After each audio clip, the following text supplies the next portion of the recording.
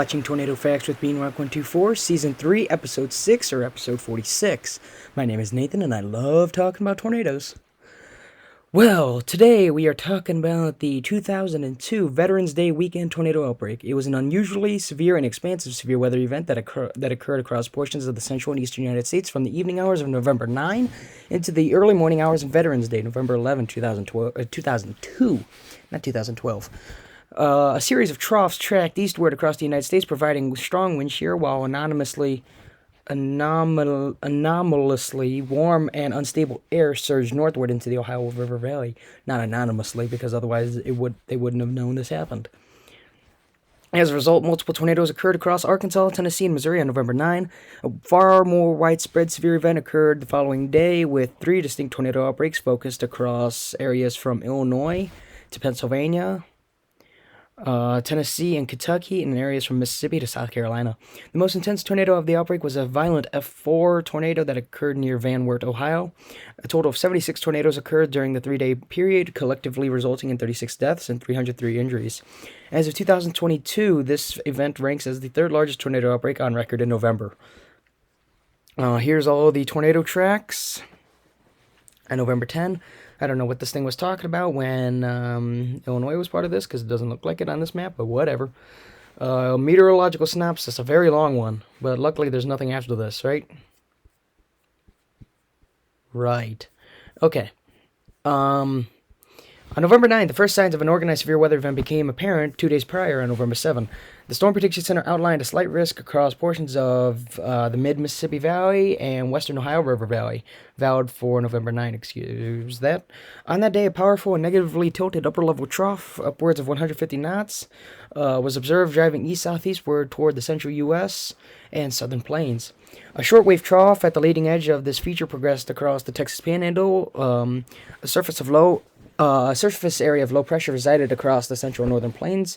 Southerly flow associated with the cyclone prompted the northern evacuation of moisture from the Gulf of Mexico, with dew points rising into the lower 60s Fahrenheit as far north as southern Illinois. This moisture promoted modest destabilization and mid-level Cape values of 500 to 1,000 joules per kilogram. As the shortwave trough continued eastward, it aided the formation of thunderstorms across northeastern Arkansas and at around this would be 6 o'clock Central Time. These storms resided in a strongly sheared environment with storm relative helicity, a measure of potential for cyclone updrafts, around 800 meters squared per second squared, I believe. Right? No. I still don't know what that means. I'll have to look it up later. Despite initial concern that the lower levels of the atmosphere were not quite as favorable, evening atmospheric soundings from Little Rock, Arkansas, and Memphis, Tennessee showcased an extremely favorable environment for significant tornadoes. Clusters of supercells tracked from Arkansas to Tennessee and over the ensuing hours, and in fact, the persistence of these storms resulted in the formation of a weak outflow boundary that further enhanced the tornado threat. This actually happened on March 31st when I chased.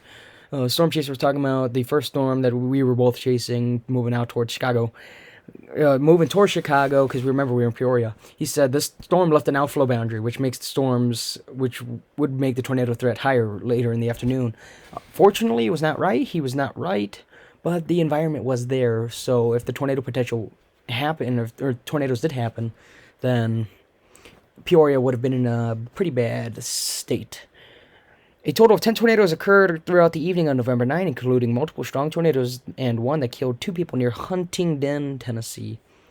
Now, on November 10, the Storm Prediction Center warned of the potential for a significant tornado outbreak and or widespread damaging wind episode across northeastern Mississippi, much of Tennessee, northwestern Alabama, and much of Kentucky. The organization issued a high risk of severe weather in the same area. Morning upper air analyses showed mid to upper level winds of 100 to 150 knots across the southern Rocky Mountains, and as well as an embedded shortwave trough moving east toward the Mississippi and Ohio River valleys. Hey, look, Coffee County. Wonder what they do there. Anyways, at the surface, a strong area of low pressure was positioned over Wisconsin and moving northeastward toward Ontario. Throughout the afternoon hours, the tornado outbreak unfolded in 3 distinct locations. To the north, across Indiana and Ohio, temperatures rose into the lower 70s and dew points into the mid-60s, supporting Cape values of 1,000 to 2. Okay. I stuttered there for a second. 1,000 to 2,000 joules per kilogram. In addition, significant pressure falls in this region contributed to backed surface winds, aiding in favorable low-level shear profiles. Although storms in this region were initially congealed to a squall line ahead of a cold front, the presence of strong shear and dry air in the mid-levels supported the line's breakdown into supercells and bowing segments. Ahead of this activity, additional discrete supercells overspread much of Ohio, owing to a prefrontal trough. A long-tracked violent F4 tornado began in Van Wert and tracked for over 52 miles, killing 4 people and injuring 17. An F3 tornado near Tiffin, killed 1 and injured 2. An F2 tornado in Clark County killed 1. Numerous other tornadoes were recorded throughout the afternoon. The event evolved into a more significant damaging wind episode as storms progressed farther eastward into Pennsylvania by the evening.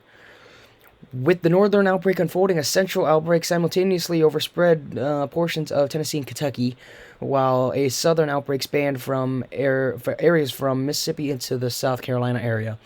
Surface observations and atmospheric soundings across the high and moderate risk areas showed a very unstable environment with surface-based CAPE in the 2,000 to 3,000 joule per kilogram range. Despite the presence of a cap holding storms together, holding storms from forming, This inversion was weak and was expected to be eroded by warming daytime temperatures.